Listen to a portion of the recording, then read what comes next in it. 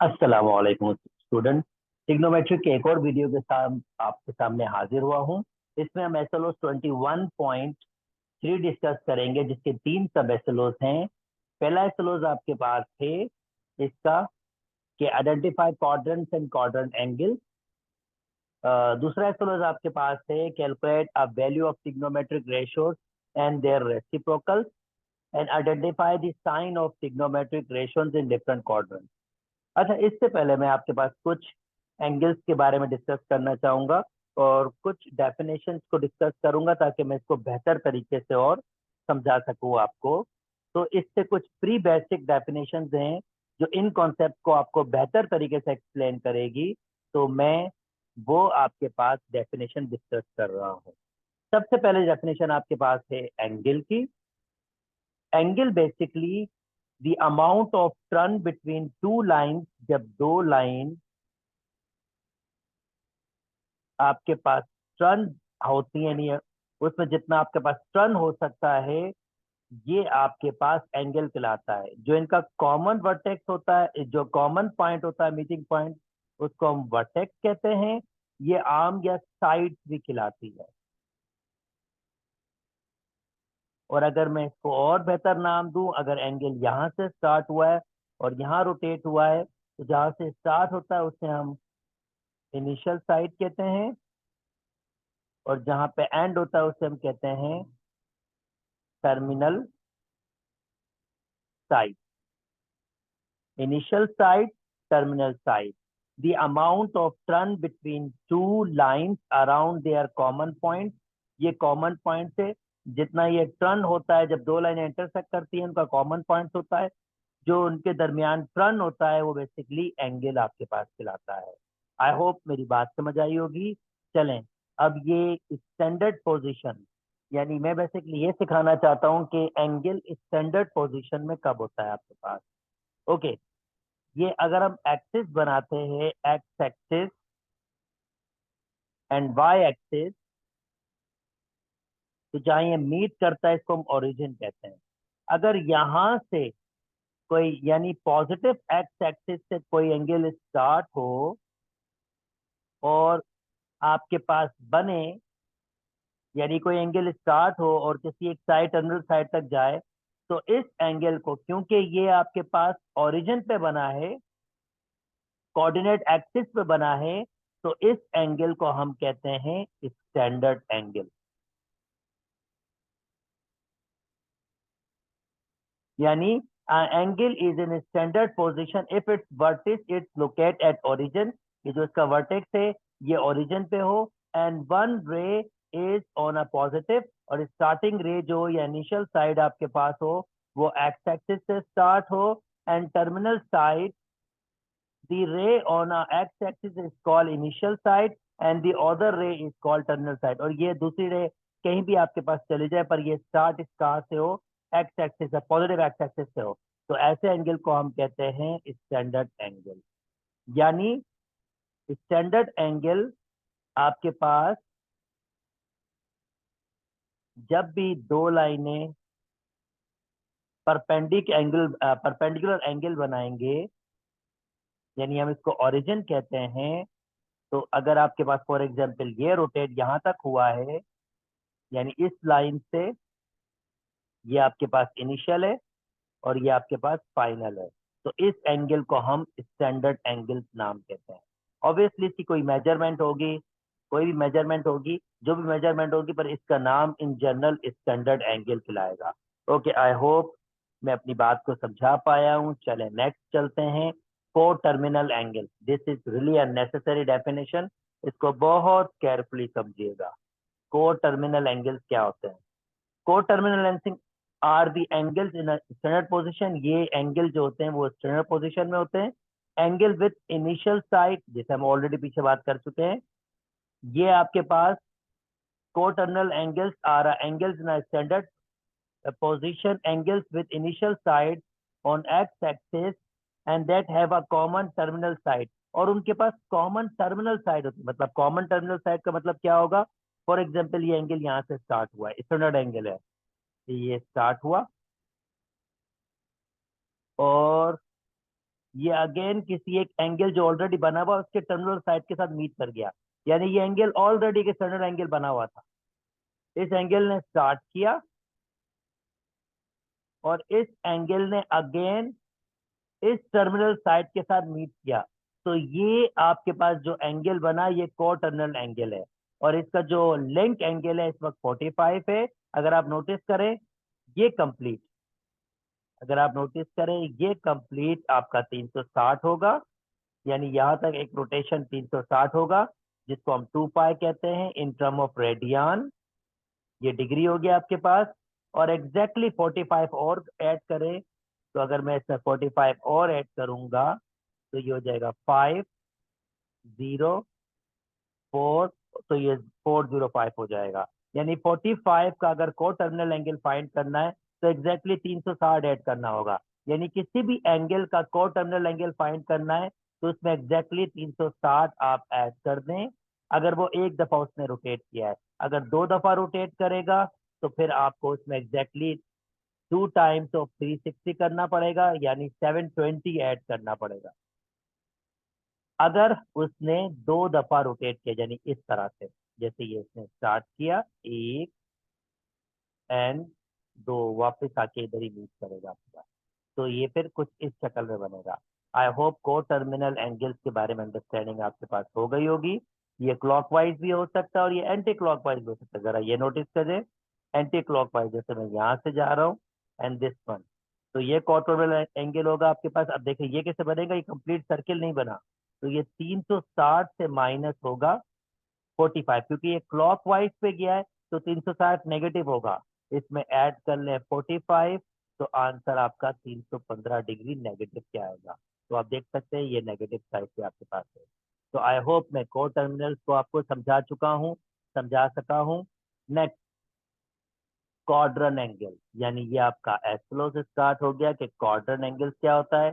अब this is not a difficult task, क्योंकि मैंने आपको प्रिपरेशन ऑलरेडी इसमें बता दी है, तो अब मुश्किल नहीं होगा। A quadrant angle is an angle in a standard position whose terminal rays along any one of the x-axis, any one of the axis means सादा अल्फाज में ये स्टैंडर्ड एंगल है, तो यानी ये स्टार्ट कहाँ से होगा, ये x axis, positive x axis से स्टार्ट होगा ये, और ये किसी भी आपके पास जो इसकी टर्मिनल साइड होगी वो कोई भी एक्सिस आपके पास हो सकती है, एक्स एक्सिस भी हो सकती है, वाई एक्सिस भी हो सकती है। जैसे मैंने ये स्टार्ट किया है तो ये 90 डिग्री, 90 डिग्री आपका क्वाड्रेंट एंगल है। ओके, मैं अगर स्टार्ट करूंगा तो अगेन मुझे किसी एक्सिस के पास जाके कंप्लीट करना होगा, यानी जो इसकी टर्मिनल साइड होगी वो किसी एक एक्सिस के पास मुझे जानी पड़ेगी। तो आप देख सकते हैं ये 180 के बराबर है। सिमिलरली मैं एक और बना सकता हूँ, आप देख सकते हैं ये 270 के बराबर हो जाएगा, और मैं और भी बना सकता हूँ,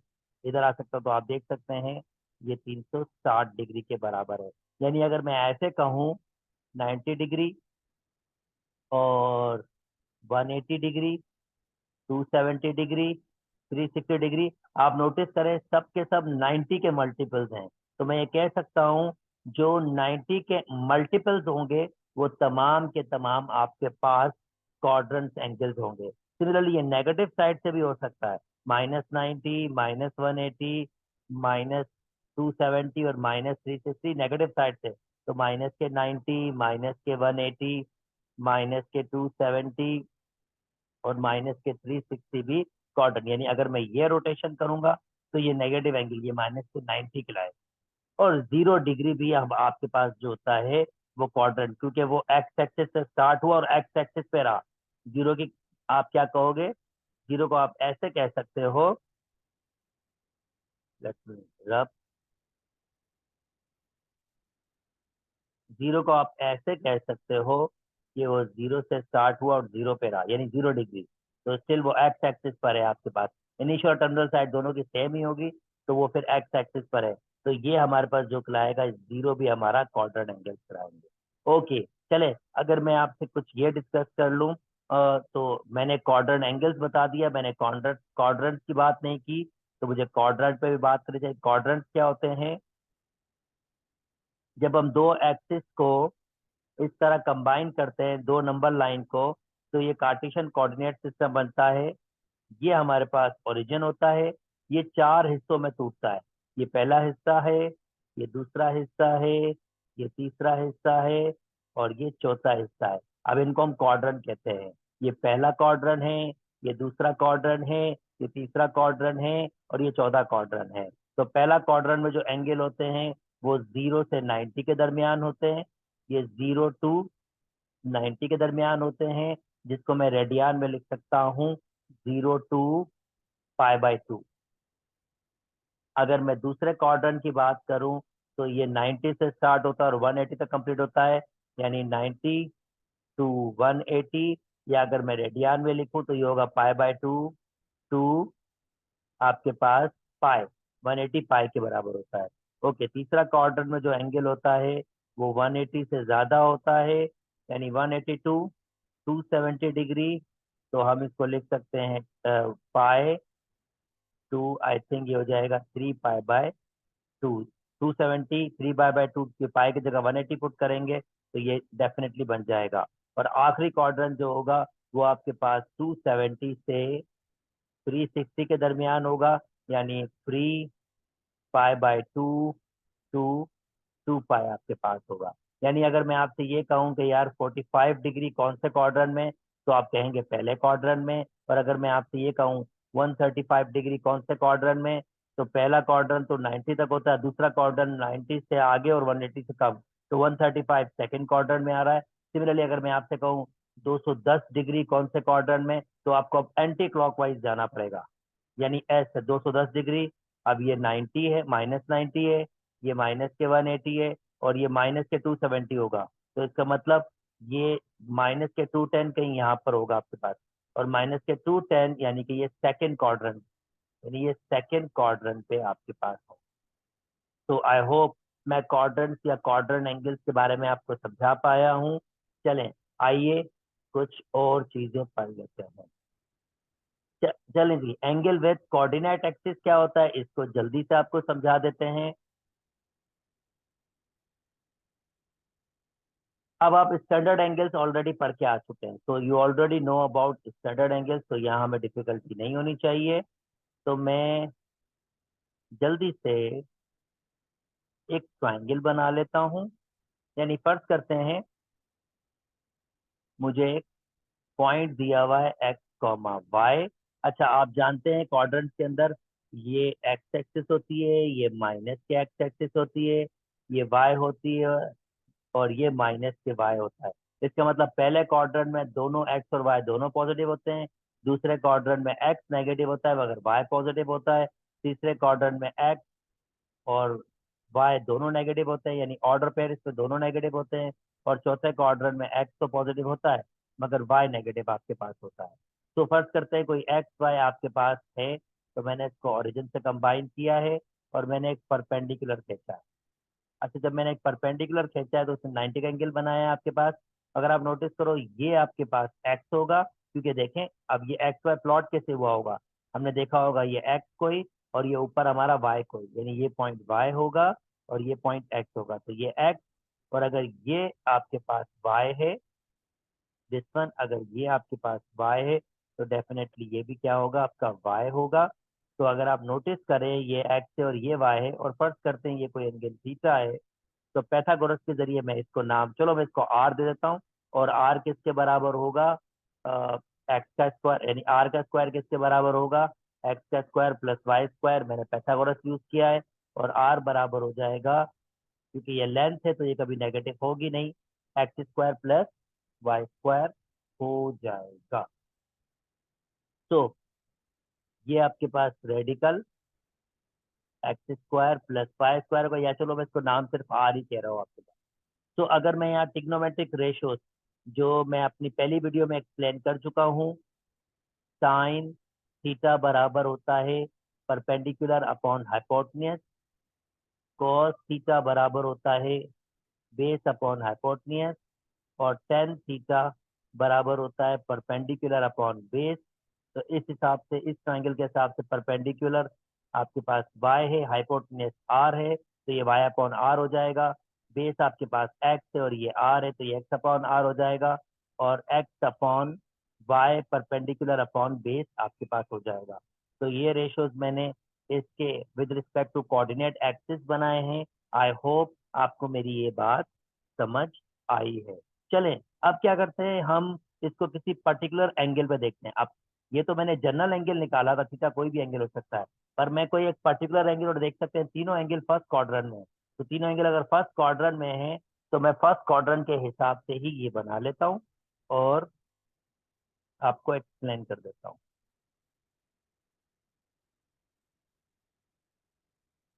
तो एक पॉइंट ले रहा हूं,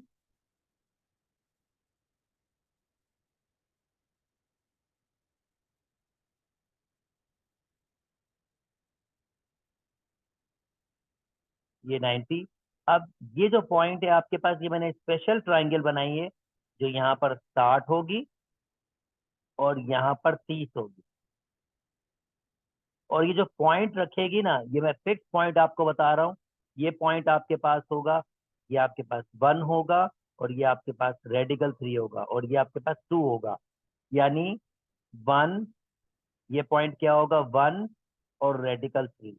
तो x की वैल्यू इस वक्त 1 दी है और y की वैल्यू मैंने क्या दी है आपके पास 3 दी है। तो मैं तीन ट्रिग्नोमेट्रिक रेशियोज यहाँ से निकाल सकता हूँ 60 और 30 के। आप जानते हैं अगर मैं साइन 60 निकालूंगा तो एंगल के अपोजिट आपके पास हमेशा परपेंडिकुलर होता है, यानी परपेंडिकुलर, और 90 के अपोजिट हाइपोटेन्यूज। तो साइन 60 बराबर हो जाएगा रेडिकल 3/2। जस्ट आपको ये ट्राइंगल ध्यान में रखनी होगी, nothing else. Okay, cos 60 degree बराबर होगा बेस अपॉन हाइपोटेन्यूज। तो बेस आपके पास 1 है और हाइपोटेन्यूज आपके पास 2 है, ये सेकंड निकाल लिया। और 10 आपके पास 60 बराबर होगा परपेंडिकुलर अपॉन बेस, यानी रेडिकल 3/1 यानी कि रेडिकल 3। अब इसके रेसिप्रोकल, साइन का रेसिप्रोकल होता है कोसेक, तो कोसेक 60 एग्जैक्टली इसका उल्टा हो जाएगा। कॉस का रेसिप्रोकल होता है सेक, तो सेक 60 इसका एग्जैक्टली रेसिप्रोकल हो जाएगा। और 10 का होता है कॉट, कॉट 60 का एग्जैक्टली इसका रेसिप्रोकल हो जाएगा। तो आई होप आपके पास ये तीन चीजें समझ आ गई। नाउ मैं 30 डिग्री से भी निकाल सकता हूँ। अब 30 डिग्री के लिए क्या होगा मेरे पास, अब मेरा परपेंडिकुलर और जो मेरा बेस है, यानी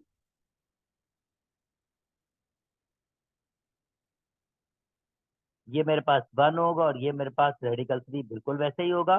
पर अब मेरा परपेंडिकुलर ये है और हाइपोटेन्यूज चेंज नहीं हुआ, तो फिर इसका मतलब ये मेरा बेस है, ये मेरा परपेंडिकुलर और ये मेरा बेस है। This is my perpendicular, this is base. ये ध्यान में रखेंगे, एंगल के अपोजिट जो भी होगा वो परपेंडिकुलर होगा, 90 के अपोजिट जो भी होगा वो बेस होगा। इसका मतलब अगर मैं साइन 30 डिग्री निकालूंगा तो वो बराबर होगा perpendicular upon hypotenuse, that means 1/2। और अगर मैं कॉस 30 डिग्री निकालूंगा तो वो बराबर होगा base upon hypotenuse, that means radical 3/2।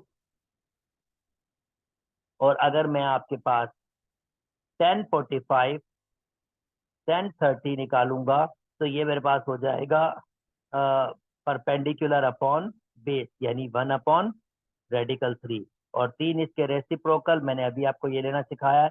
तो आई होप आप खुद से ये तीन रेसिप्रोकल निकाल सकेंगे जो मैंने अभी आपको टेक्निक सिखाई, जैसे इसके उल्टा होते हैं।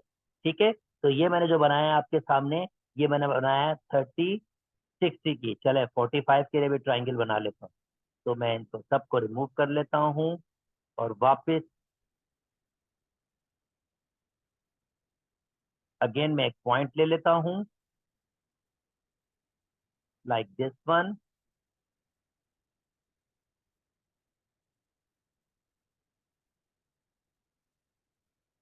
अगर ये एंगल 45 होगा और ये चीज आपके पास 90 होगी तो डेफिनेटली ये भी 45 ही होगा। और ये आइसोस ट्रायंगल, ये 1 होता है, ये 1 होता है और ये रेडिकल 2 होता है। तो साइन 45 डिग्री अभी निकाल सकता है था परपेंडिकुलर अपॉन हाइपोटेन्यूज 1/रेडिकल 2। कॉस 45 डिग्री बराबर होगी base upon hypotenuse, that means ये भी 1/रेडिकल 2।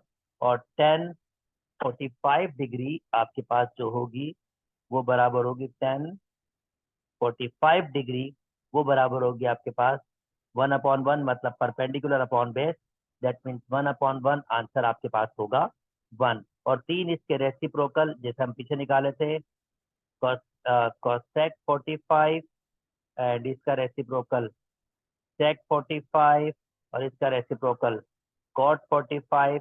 ऑब्वियसली जैसे इसको उल्टा कर देंगे रेडिकल 2/1 रेडिकल 2/1 एंड 1/1 तो ये 1 ही रहेगा आपके पास। तो आई होप हमने यहाँ तक जो बात की आपको समझ आई है। मैं उम्मीद करता हूँ ये स्लोज आपको समझ आए हैं। यहीं तक रखते हैं, नेक्स्ट वीडियो के साथ आपके साथ हाजिर होऊंगा। चैनल को लाइक कीजिए, सब्सक्राइब कीजिए, और अगर कोई चीज़ समझ नहीं आए तो आप कमेंट में मुझसे पूछ सकते हैं। अपना ख्याल रखिएगा। अल्लाह हाफिज।